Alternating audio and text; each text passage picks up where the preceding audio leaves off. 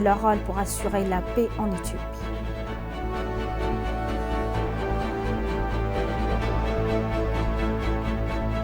La police fédérale s'acquitte de ses responsabilités dans les zones contrôlées par le gouvernement de la région du Tigray.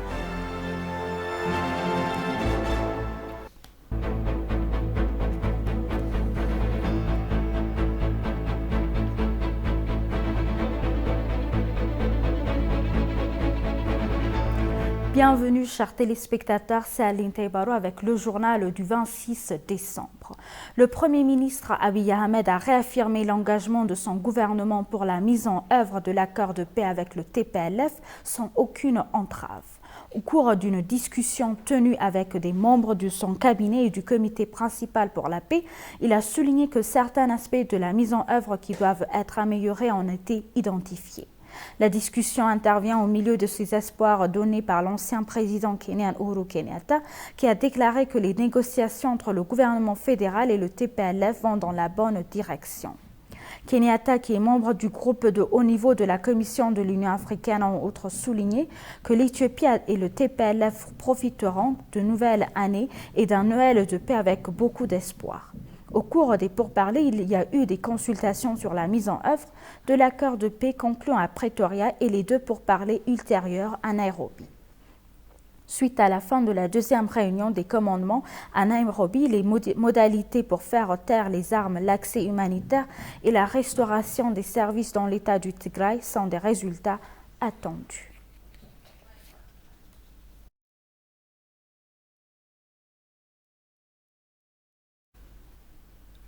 Le Premier ministre Abiy Ahmed, accompagné d'une délégation de hauts responsables gouvernementaux, a rendu visite à des fabricants de textiles et de vêtements dans la ville de Kombolcha, dans l'État régional d'Amhara.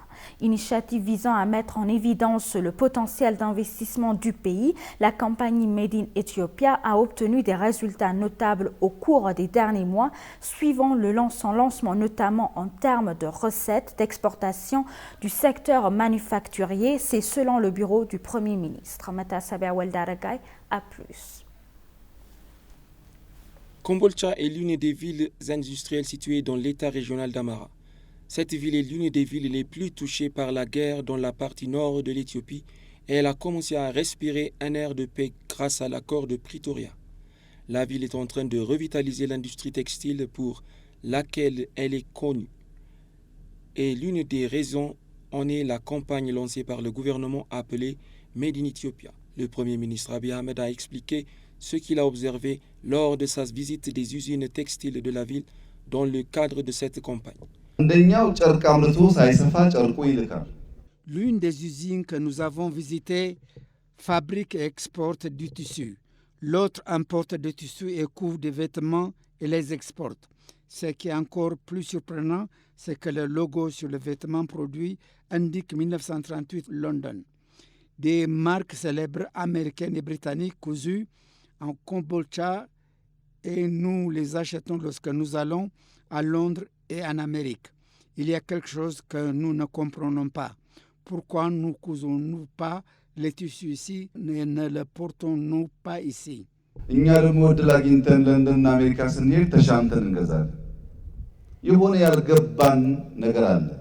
Le Premier ministre a également mentionné que l'Éthiopie faisait de grands efforts pour attirer les investissements, les investisseurs étrangers et a expliqué les raisons qui font de Kombolcha la ville idéale pour les investissements.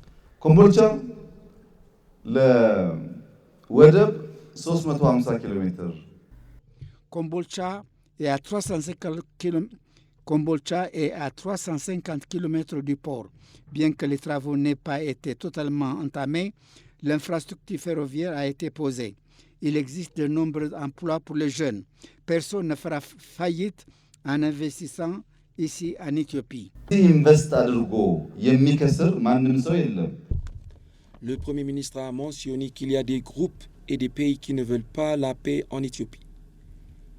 Il a souligné qu'au lieu de la division et de la destruction, les Éthiopiens devraient se concentrer sur le développement de leur pays par la coopération. Ethiopian malmat, Ethiopian salam marregaget, Ethiopian አንድነት ማረጋገጥ የሚባል ነገር ሲነገር ሰዎች ፊታቸውን ብዛም ፈገግ አይልም።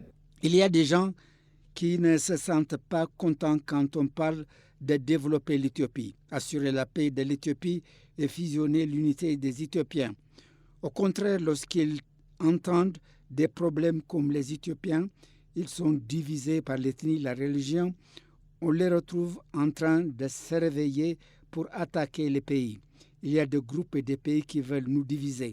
Alors soyez vigilants, Éthiopiens. Il vaut mieux se dépêcher d'unir que de se précipiter pour diviser et périr. ለመከፋፈል ለመጠፋፋት ከምንፈጥን ለመተባበር ብንፈጥን ይሻላል። La campagne Made in Ethiopia est une initiative visant à mettre en valeur le potentiel d'investissement du pays.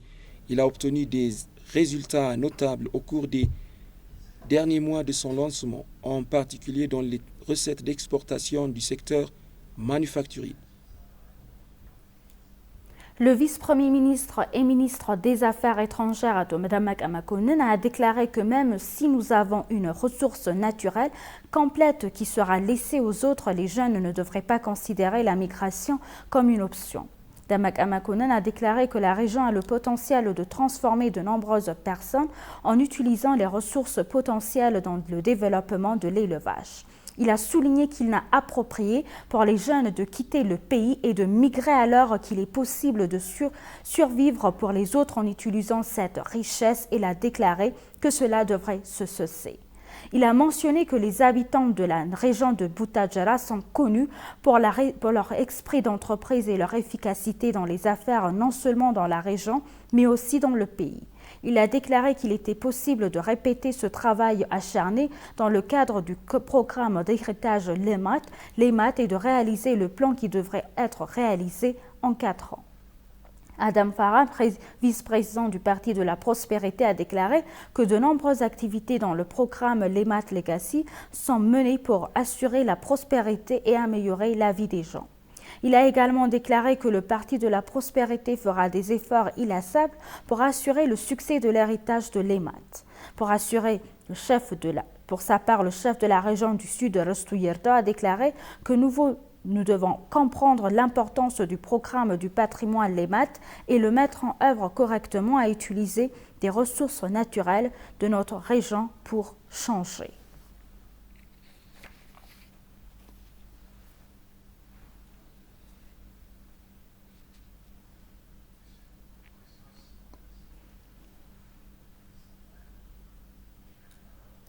Deux ans de célébration en sourdine au CD à la place des rues animées. Des chrétiens palestiniens et des pèlerins ont assisté à la messe de minuit à l'église de la Nativité du 4e siècle. Les festivités ont suivi des groupes jouant la cornémus et des percussionnistes exhortant. Les chefs d'église sont entrés sur la place Manger après avoir quitté Jérusalem avant minuit. La grotte à l'intérieur de l'église est le site le plus ancien, utilisé en permanence comme lieu de culture dans le christianisme. Accompagnant les chrétiens palestiniens d'aussi loin de la Galilée et la bande de Gaza, il y a des visiteurs du monde entier. Bien que les chiffres soient encore inférieurs, au niveau record de 2019, les rues sont animées et tout comme dans l'histoire de la Nativité, il n'y en a pas de chambre à trouver, les hôtels locaux étant complets.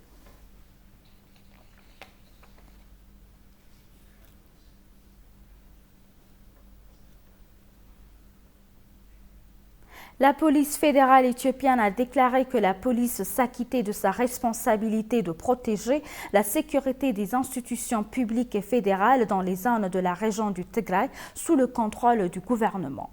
Le commissaire général de la police fédérale Damallash Gabra Mikael a souligné que la police fédérale s'acquittait efficacement de sa responsabilité de lutter contre la criminalité transfrontalière dans la région. Tasfaye Welda Mikael a plus.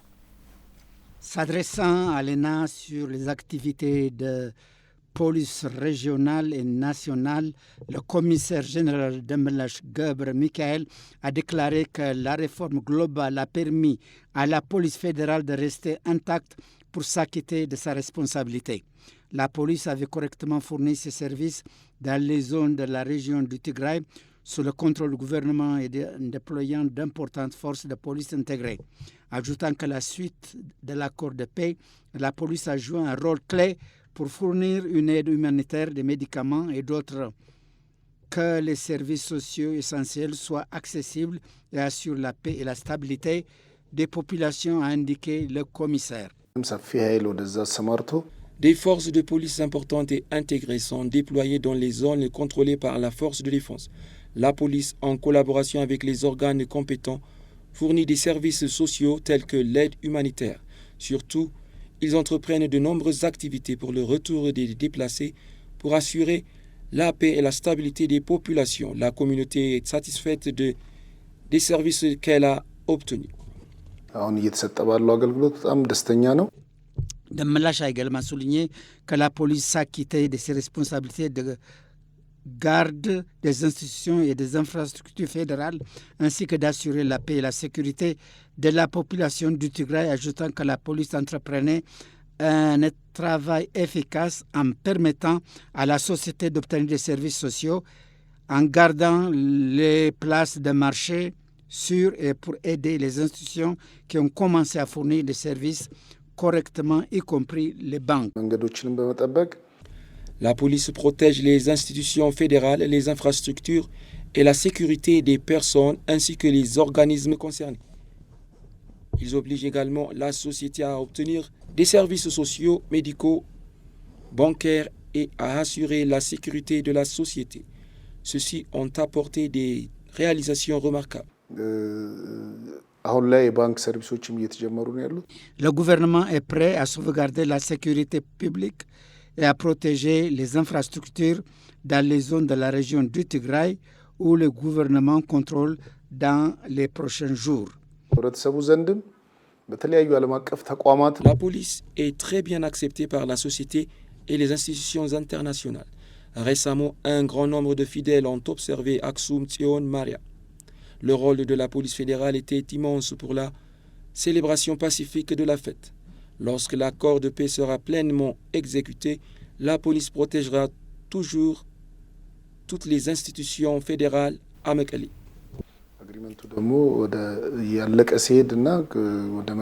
La population félicite la police fédérale pour le rôle irremplaçable qu'elle joue dans la région, a-t-on noté. L'Organisation internationale des Nations Unies pour les migrations, avec le soutien du Bureau des Affaires étrangères du Commonwealth et du développement du gouvernement britannique, a fourni des articles de prévention et de contrôle des infections d'une valeur de plus de 856 000 $ au ministère de la Santé. Le don comprend un équipement de protection individuelle pour transporter pour les patients atteints de Covid-19 d'autres fournitures nécessaires pour freiner la propagation de la pandémie. Le chef de mission de l'OMI en Éthiopie, Zhao Jian, a remis les articles de prévention et de contrôle des infections au ministre de la Santé, Dr Lia Tadessa.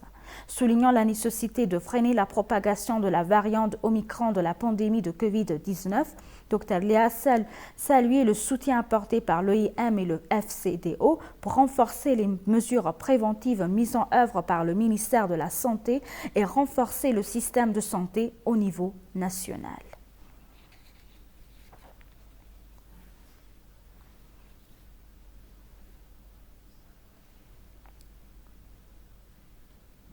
L'ambassadeur plénipotentiaire éthiopien aux Émirats arabes unis, Souleymane Dedefo, souligne que les activités illégales des trafiquants d'êtres humains aggravent gravement la migration illégale des Éthiopiens vers le pays du Golfe. Répondant à ETV, l'ambassadeur a indiqué que le grand nombre de travailleurs illégaux sans papier en provenance d'Éthiopie est devenu une source de friction diplomatique entre l'Éthiopie et les pays du Golfe. Samraït Godadaw a plus.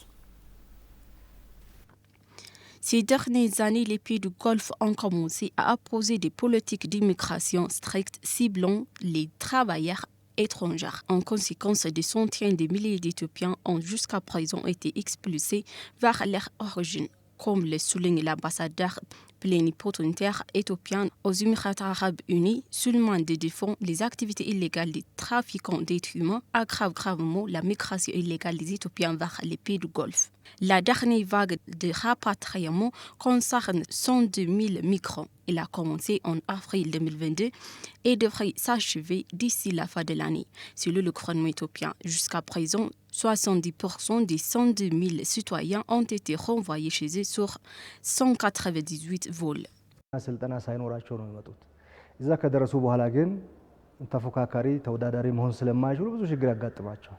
Nos concitoyens ne font pas les préparatifs nécessaires lorsqu'ils migrent vers des pays étrangers. Ils n'ont pas le savoir-faire de la culture, la langue et les compétences professionnelles requises. Ils n'ont pas la formation. Une fois arrivés dans des pays étrangers, ils font face à des défis de taille et ne peuvent pas être compétitifs. Les citoyens sans papier sont particulièrement confrontés aux pires défis. Même leurs problèmes affectent non seulement leur vie personnelle, mais aussi les relations diplomatiques des pays éthiopiens de leur destination. La pire chose qui aggrave le problème est que les trafiquants d'êtres humains veulent qu'ils restent illégaux pour servir leurs intérêts. La tragédie se déroule au jour le jour car elle est soutenue par des fonctionnaires corrompus impliqués dans la filière du trafic. L'ambassade d'Éthiopie sur place ainsi que d'autres communautés diplomatiques aident conjointement à faire respecter les droits des migrants. Les migrants voient à plusieurs reprises leurs droits humains violés. Ils sont régulièrement placés dans des centres de détention pour une durée indéterminée. Notre tâche principale est axée sur les problèmes des citoyens. Nous les servons 24 heures sur 24 et 7 jours sur 7. Nous essayons d'avoir des liens avec nos citoyens où qu'ils soient afin d'aider à soulager leur vie des problèmes. Actuellement, donner la priorité à la préintégration des migrants vulnérables est considérée comme l'une des activités clés dans lesquelles le gouvernement éthiopien est engagé. Cela devrait chercher à répondre aux besoins individuels ainsi qu'à ceux de la famille, de la communauté et des problèmes structurels. À cet égard, les approches communautaires pour lutter contre les stigmatisations, les préjugés et la discrimination devraient être encouragées.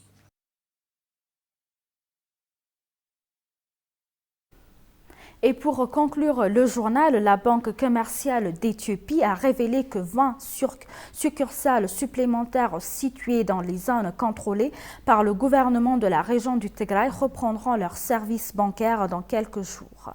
Après l'accord de paix, plusieurs institutions ont fourni des services dans les zones contrôlées par le gouvernement de la région du Tigray, notamment l'approvisionnement en électricité, les services de santé et bancaires ainsi que les écoles.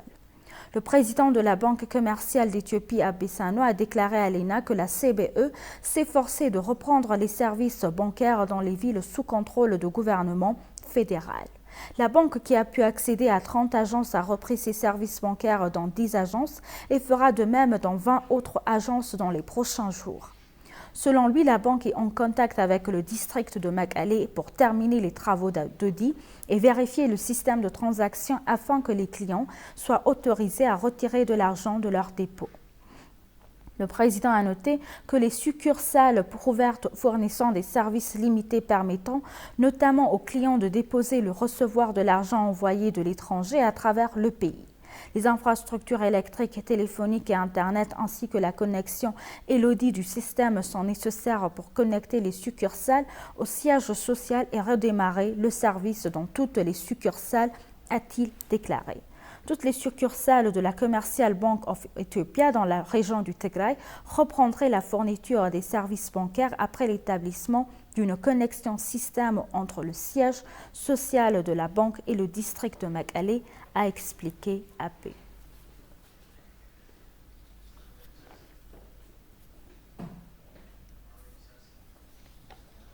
Chers téléspectateurs, nous vous rappelons les titres principaux. Le Premier ministre Abiy Ahmed exhorte les citoyens à jouer leur rôle pour assurer la paix en Éthiopie.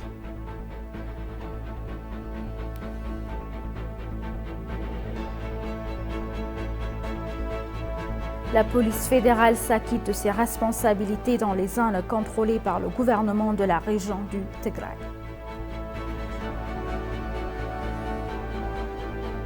Merci chers téléspectateurs, c'est la fin du journal. C'était Aline Taibaro avec le journal. Restez avec nous avec le reste des programmes. Bonne journée.